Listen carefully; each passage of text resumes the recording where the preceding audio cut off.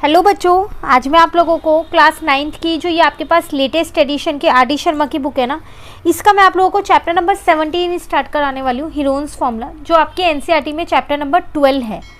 जो पुरानी NCERT book है ना, उसमें चैप्टर 12 है ये हीरोन्स फॉर्मूला। एनसीईआरटी से हमने पूरा चैप्टर कर रखा है, चैनल पे अपलोड है। प्लस इस चैप्टर के केस स्टडी, इंपॉर्टेंट क्वेश्चंस वगैरह सब कुछ कर रखे हैं। सारी चीज़ें आपको चैनल पे मिल जाएगी। इस चैप्टर को आर डी शर्मा से शुरू करते हैं हम। एक्सरसाइज इसकी चैनल पे ऑलरेडी अपलोड है। मैं आप लोगों को एग्जांपल्स कराऊंगी इसके, क्योंकि कई बच्चों को इन एग्जांपल्स में भी डाउट होता है कि कैसे सॉल्व किया है, समझ में नहीं आ रहा है। तो आज वो एग्जांपल्स मैं आप लोगों को समझाने वाली हूँ इस चैप्टर के। ठीक है, देखिए एग्जाम्पल 1 है, ये आपकी बुक में जो नई बुक है आर डी शर्मा की, उसमें पेज 488 पे है। कह रहे right whether the following statement are true और फॉल्स, जस्टिफाई योर आंसर। तीनों ही एनसीईआरटी एग्जाम्पलर के क्वेश्चन है। क्या कह रहे हैं यहाँ पर, आपको ये बताना है कि स्टेटमेंट ट्रू है या फॉल्स है। ठीक है, area of triangle A B C is 8 centimetre square in which A B is equal to A C 4 centimetre and angle A is equal to 90 degree. कह रहे बताओ area of triangle A B C का जो triangle का area है वो 8 centimetre आएगा अगर आपको ये इन्फॉर्मेशन दे रखी हो। देखो इसमें एक एंगल 90 डिग्री है, तो इसमें मैं राइट एंगल ट्राइंगल वाला फॉर्मूला लगा सकती हूँ, हाफ बेस इनटू हाइट वाला, है ना। तो चलो उससे हम अपना एरिया निकाल के देख लेते हैं कि क्या आएगा। तो अगर हम अपना एग्जाम्पल नंबर 1 का फर्स्ट पार्ट देखें,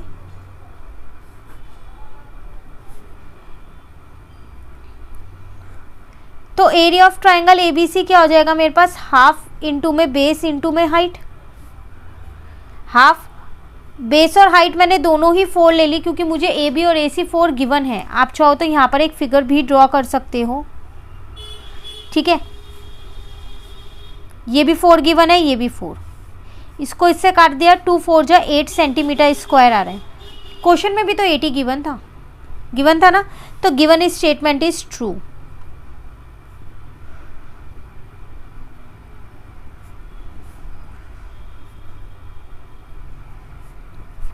ठीक है, चलिए सेकेंड पार्ट देखते हैं।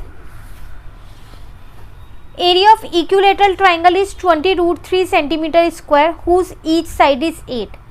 कह रहे इक्विलेटरल ट्राइंगल का एरिया इतना आएगा 20√3 अगर उसकी साइड 8 हो।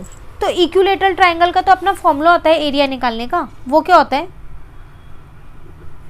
तो एरिया ऑफ इक्विलेटरल ट्राइंगल वो होता है √3/4 और यहाँ पर होता है साइड का स्क्वायर। साइड मुझे 8 गिवन है, इसका मतलब 8 इंटू 8 कर सकती हूँ। इसको इससे काटा 2 8 जा 16√3 सेंटीमीटर स्क्वायर आ रहा है, पर क्वेश्चन में तो 20√3 था, तो इसका मतलब गिवन स्टेटमेंट इज फॉल्स।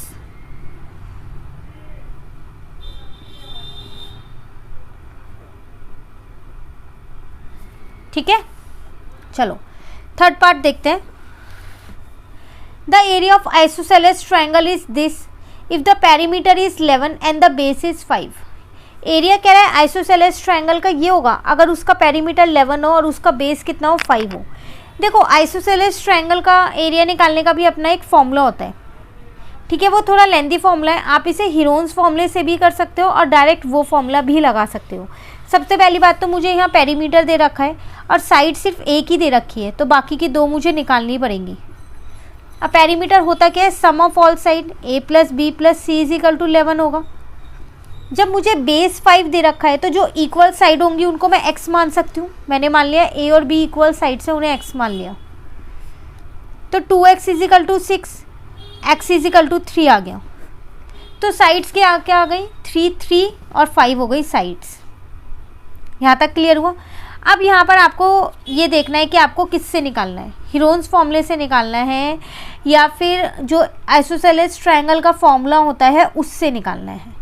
वो आपकी मर्ज़ी, आप किसी से भी निकाल सकते हो। अगर मैं आइसोसेलेस का फॉर्मूला यहाँ लगाती हूँ एरिया ऑफ ट्रायंगल का, तो वो मेरे पास होता क्या है, 1/2a अंडर रूट में होता है x² माइनस, एक सेकेंड इसको यहाँ रख लेते हैं और फिर करते हैं, -a²/4 ये होता है।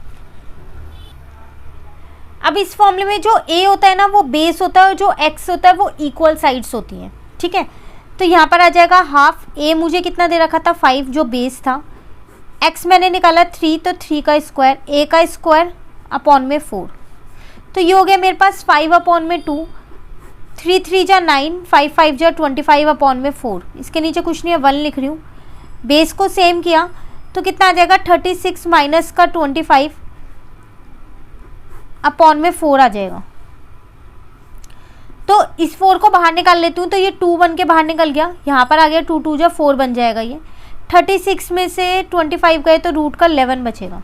अगर आप अपना देखें तो आपको क्या दे रखा था, आपको क्वेश्चन में यही दे रखा है 5 अपॉन 4 रूट 11। तो इसका मतलब जो स्टेटमेंट आपको दे रखी है वो ट्रू है। देखो आप इसको हीरोन्स फॉर्मूले से भी निकाल सकते हो, निकाल के देखना आपका सेम यही आंसर आएगा एरिया।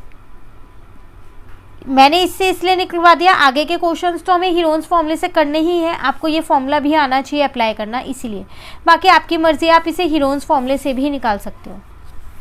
तो आज हमने पूरा एग्जाम्पल 1 कर लिया, जो एनसीईआरटी एग्जाम्पलर के तीनों ही एग्जाम्पलर में भी है। तो इसका मतलब ये इंपॉर्टेंट है, आप अच्छे से कर लेना। आगे के एग्जाम्पल्स नेक्स्ट क्लास में कराऊंगी। कहीं भी दिक्कत लगे कमेंट करके पूछ लेना। वीडियो अच्छी लगे लाइक ज़रूर कीजिएगा और चैनल को सब्सक्राइब कीजिएगा। Thank you, have a nice day.